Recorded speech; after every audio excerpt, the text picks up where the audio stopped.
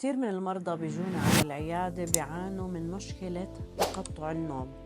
مشكلة تقطع النوم على الأغلب بتكون ناتجة عن انقطاع التنفس أثناء النوم.